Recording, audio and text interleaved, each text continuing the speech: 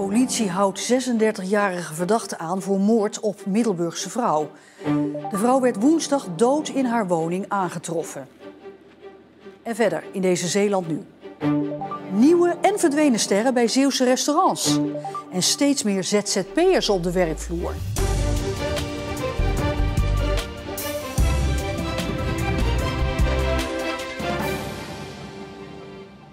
Goedenavond. De politie heeft een 36-jarige man aangehouden in verband met de vrouw die een paar dagen geleden dood in haar woning in Middelburg werd gevonden.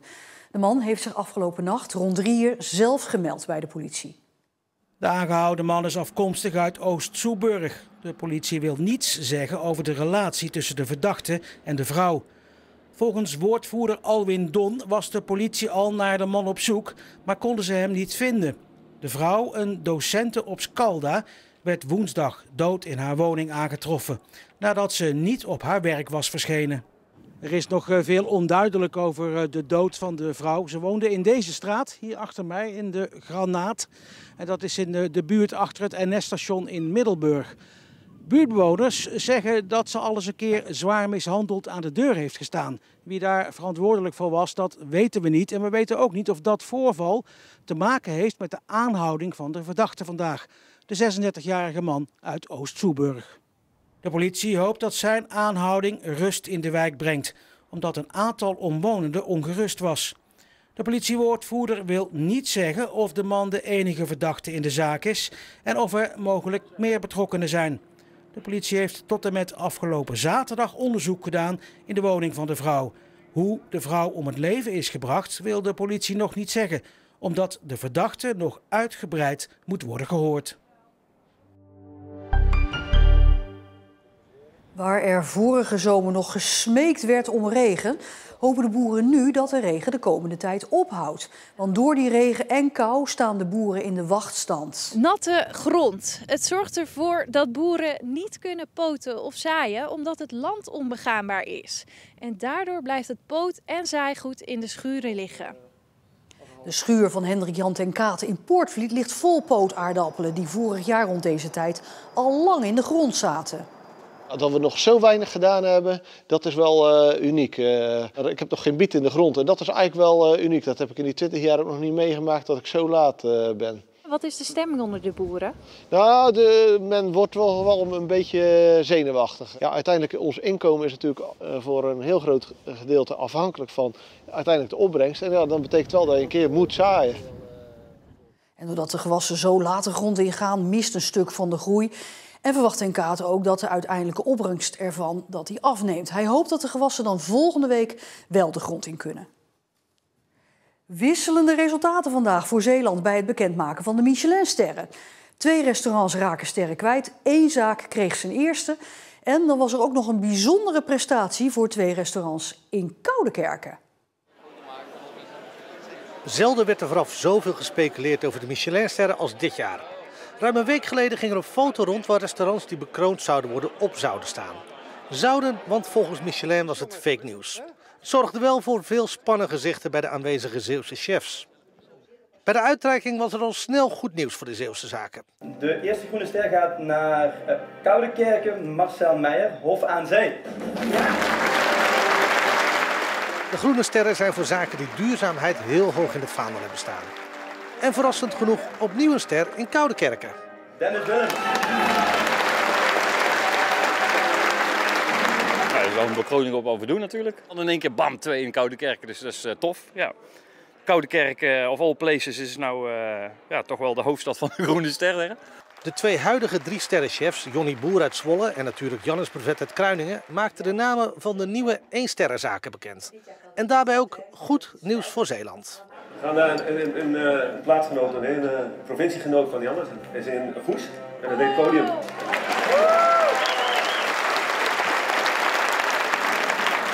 Champagne. Champagne? Nee, dit is echt kicken dit. Dit is echt, ik had niet verwacht dat het, mijn telefoon trilt als een gek. Ja, dat is een cliché, het kan niet zonder het team, het kan ook niet zonder het team.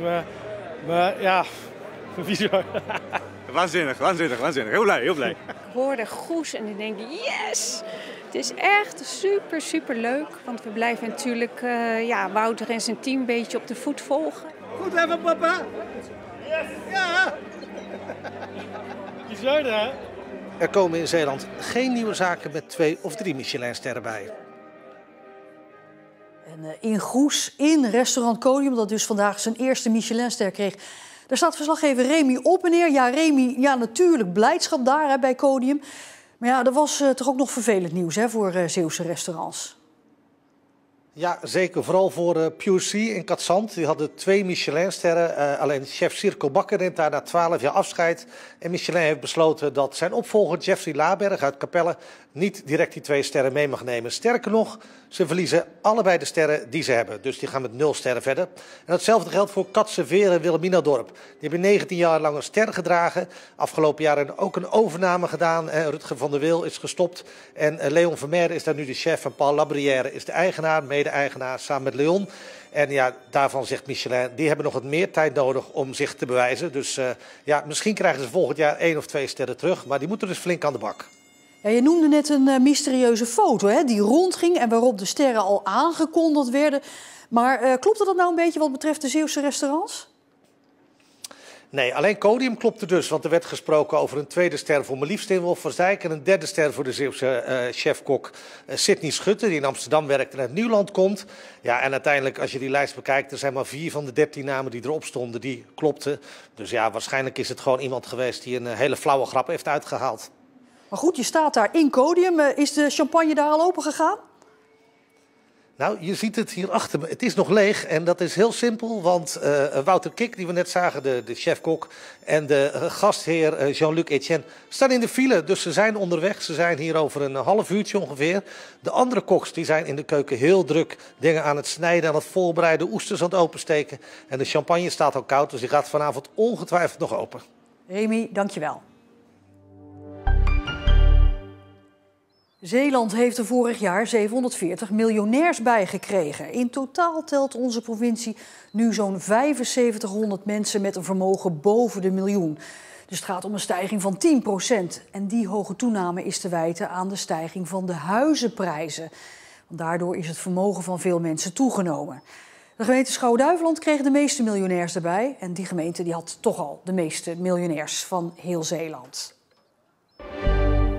Een bijzonder gezicht vanmorgen op het Veersemeer. Een schip kwam daar meerdere complete vakantiehuizen afleveren bij vakantievilla Park de Paardenkreek.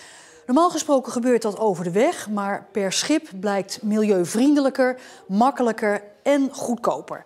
De woningen komen op palen in het water te staan en ook dat heeft weer te maken met het milieu, want ze kunnen dan later makkelijker worden herplaatst. Ze zijn circulair en zo duurzaam mogelijk gebouwd, goed geïsoleerd. Ze worden in zijn geheel hier neergezet en ze kunnen ook weer in zijn geheel worden opgehaald. Bij wijze van spreken, stel 20, 30 jaar later van joh, de mensen willen wat anders. Dan kan je er een studiootje van maken, een aanleenwoning, een tiny house, inderdaad. In totaal moeten er 26 van deze prefab vakantiewoningen per schip worden aangevoerd.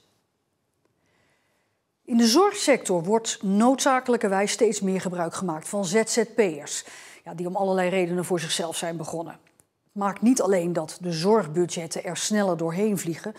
Ook wordt gevreesd voor verschraling van de zorg. Sommige zorgorganisaties proberen daarom de trend nu om te buigen. Verpleegkundige Helene Coulijn heeft een vaste parttime baan bij ziekenhuis ADRZ. Daarnaast is ze als ZZP'er inzetbaar in de ouderenzorg. Ze is een van de velen die werden aangetrokken door de voordelen van het ZZP-schap. Je hebt rustige werk en je kan je eigen uren indelen. Je kan zelf bepalen naar welke locaties je gaat. Dus eigenlijk is het gewoon je bent heel vrij daarin om een keuze te maken. En dat vind ik gewoon heel prettig. En daarnaast, het verdient ook lekker. Maar volledig ZZP'er zal ze niet worden. Er kleven namelijk ook nadelen aan. Je moet een arbeidsongeschiktheid regelen. Dat is heel duur. Verzekeringen, het geld wat je verdient, zeg maar, daar moet je sowieso al de helft van aftrekken, 3/4, om daar je eigen kosten van te betalen. Onvrede over je salaris, te hoge werkdruk, meer zeggenschap willen hebben over je eigen agenda. Het zijn redenen waarom zorgmensen kiezen voor het ZZP-schap. Hoeveel ZZP'ers er in Zeeland werken is niet precies bekend. Maar het voorlopige beeld is wel dat sommige organisaties steeds vaker ZZP'ers moeten inzetten. En dat leidt tot problemen. Zorgorganisatie SVRZ zag de afgelopen jaren het aantal uren dat ingevuld moest worden door ZZP'ers verdubbelen. Tegelijkertijd zag ze het uurloon dat door ZZP'ers gevraagd werd al maar hoger worden. Maar dat weigert SVRZ nog langer te betalen.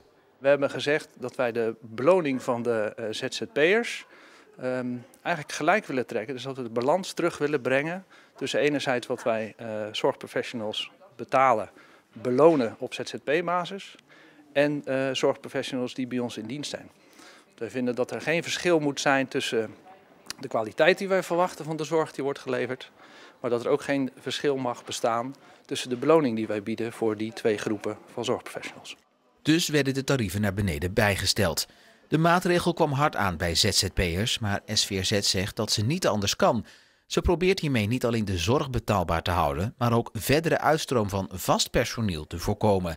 Iets wat volgens vakbond CNV hard nodig is. De ZZP'er komt als het ware werken van 7 tot half 4.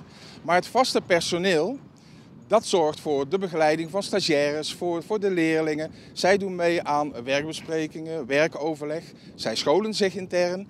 Dus als je continu meer ZZP'ers hebt ten opzichte van het vaste personeel, dan houdt dat eigenlijk ook een soort van zorgverschaling in. Want de kwaliteit, dat vrees ik, de kwaliteit wordt ook minder. De bond pleit voor hogere beloning voor de vaste medewerkers en meer zeggenschap over de roosters. Zodat zij hun roosters en hun werktijden kunnen bepalen, zodat ze ook een normale werk-privé-balans hebben.